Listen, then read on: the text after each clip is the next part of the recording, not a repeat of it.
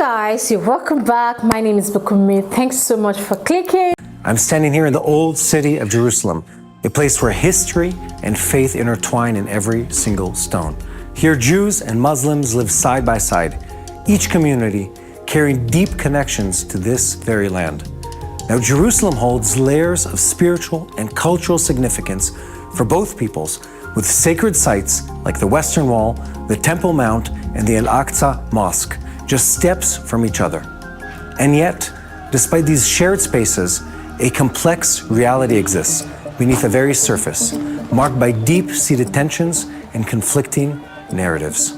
Today, we're meeting with Moriel Bareli, who right here began to embark on a bold journey to uncover raw truths about one of the most contentious topics of our time, the relationship between Muslims and Jews, and the roots of the Israeli-Palestinian conflict. Undercover and sometimes at risk, Moriel, an American-born Jew, spoke with hundreds of Muslims around the world who might never have shared openly if they only knew his true identity. Through these candid conversations, he gained unsettling insights into prevailing views of Muslims on Jews and Israel's very existence. He compiled his findings in a powerful book named When a Jew and a Muslim Talk.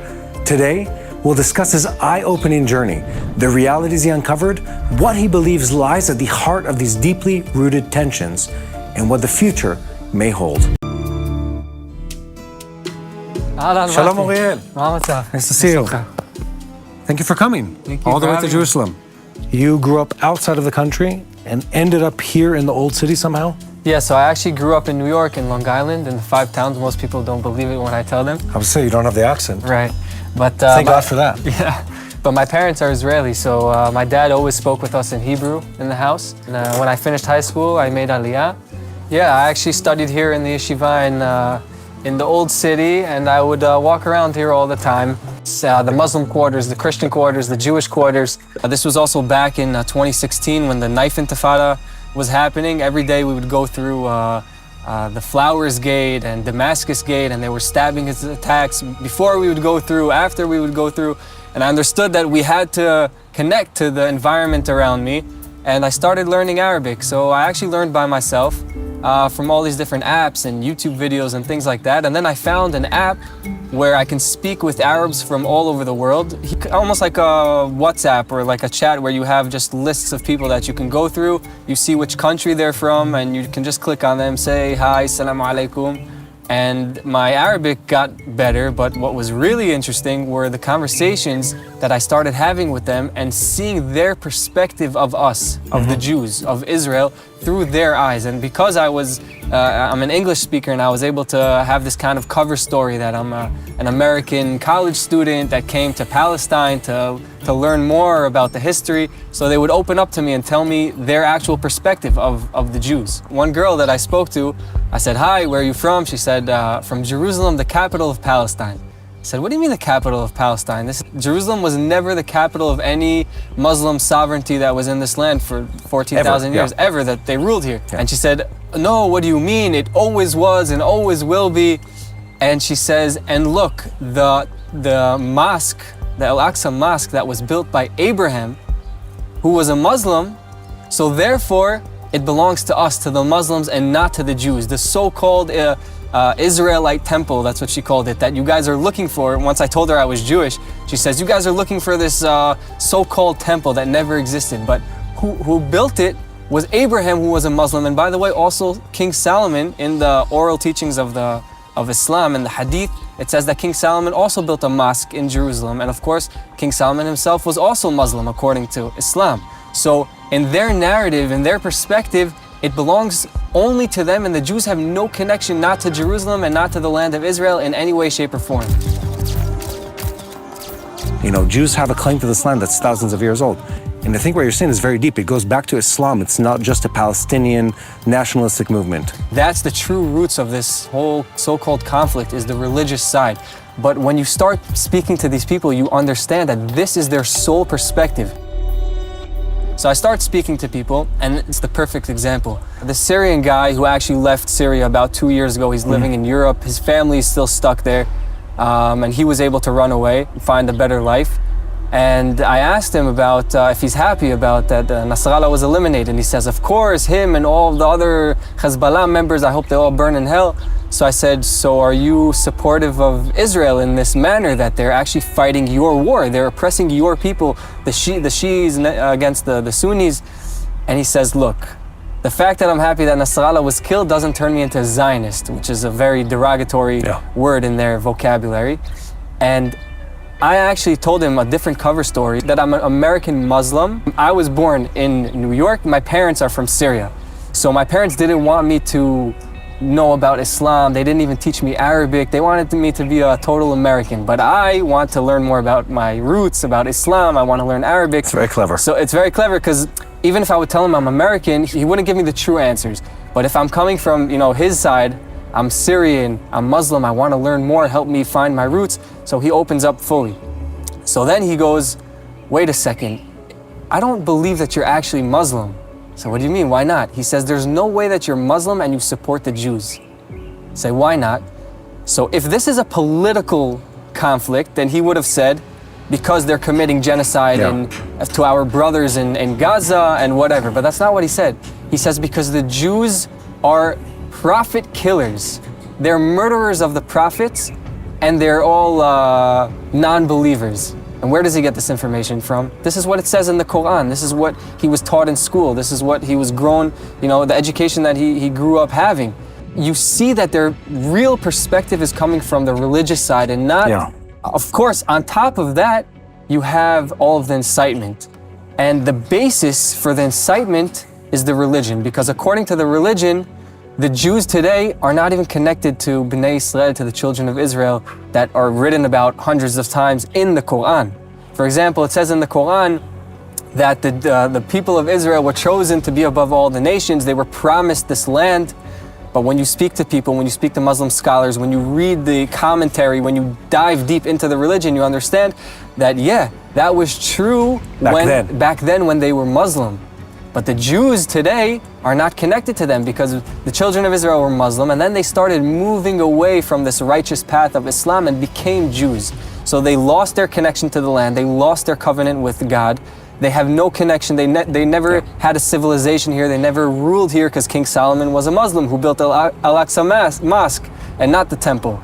Muhammad, he is the continuation of all of the prophets, and whoever believes in him and all of the other prophets is a proper Muslim. So the Jews who don't believe in Muhammad as a prophet or in Jesus as a prophet, so they already lost their right to be Muslims. And the only way to get back on the righteous path is to become Muslims again. And I'll give you another story. It's a very mind-blowing story, but it happened here in Jerusalem as well. So when I was learning in yeshiva, across from the Muslim quarters were our dorms.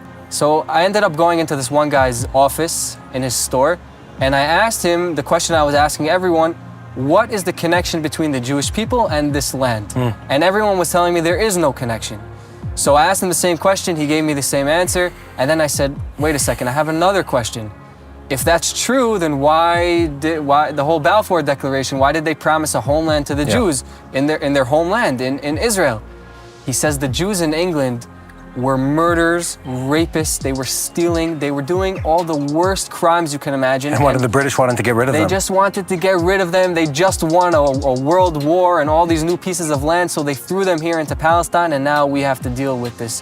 When I started speaking to more and more and more people, it doesn't matter from where, Arab Israelis, here in Jerusalem, Lebanon, Syria, Jordan, Egypt, Saudi Arabia, all the countries, is the same narrative. And then I understood where it's actually coming from. We're standing exactly in the place where part of the story happens, in the city of David. They're actively moving to erase our history in this land because they know it's deceitful. Right. The fact that we came back and our prophecies are coming true, it's kind of like they feel like their religion is under attack. It is. Ideologically speaking, it is. It kind of is. I don't think that they need to be embarrassed or to be afraid to say, you know what? Let's put aside the bad stuff. Let's put aside this war that is causing us this continuous war because we think that the Jews aren't supposed to come back to their land. I think that Well, first of all, it doesn't start from them. I don't think that they're going to come to this conclusion by themselves. I think it starts from us. It's almost like they're putting up a mirror in front of our face and showing us where we are wrong.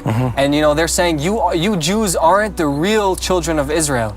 If we truly connect to our heritage, to our roots, to our belief, and to this land, and we live the life that we're supposed to live, and I'm not talking about religious or not religious. In the end of the day, that's almost secondary. We have to understand who we are and what our purpose is in this land, and to really live that purpose. And then I think from there we'll be able to move forward in a positive way. We always say on Pesach, "B'kol dor vador omdim aleinu l'chaloteinu," right? In every generation, there's someone who comes to try to destroy us, and it's always to push us back to the right We path. didn't have, until recently, we didn't have the privilege of forgetting. Right. And then October 7th with this backhanded slap across the face of, hey, wake up, buddy. No, you're in the Middle East. This is a holy war. You're on a holy ground, and we're here to take away what God promised you unless you fight for it. Exactly. And when you fight for something, you attribute value to it. Yeah. And that's where we are today. Yep. Could take everything we've been talking about to a negative or a positive place. But if you wanted to inspire people to have hope and to find good in mankind, or to better understand the world the way you've been able to do, how would that sound? What would you tell people to do? I would tell people to, first of all, study history and kind of look at things in an objective perspective. Put all the hate and incitement aside. There are good things in each person, in each culture, in each religion. Our message as the Jewish people is, we have a specific purpose. And our purpose is to do good and bring light to all of the nations of the world. Amen to that. And I think that people need to connect to that. And all over the world, doesn't matter Muslim, Christian, everybody can connect to that message. And I think we all need to work together to bring that, to manifest that dream. There's one more thing they can do. They can read your book. That's true. Because not everyone has 8 years to converse with people from a different culture. And very few books or people that I've met with have spent enough time talking to the guy on the street. There are a lot of people that talk to the leaders, the global leaders, the professors and stuff like that, but really feeling like in a tangible sense what the guy on the street or in the chat room talks about. You've taken the time to do that, and I think I'm planning to read it when it comes out. Thank you, Moriel. Thank you.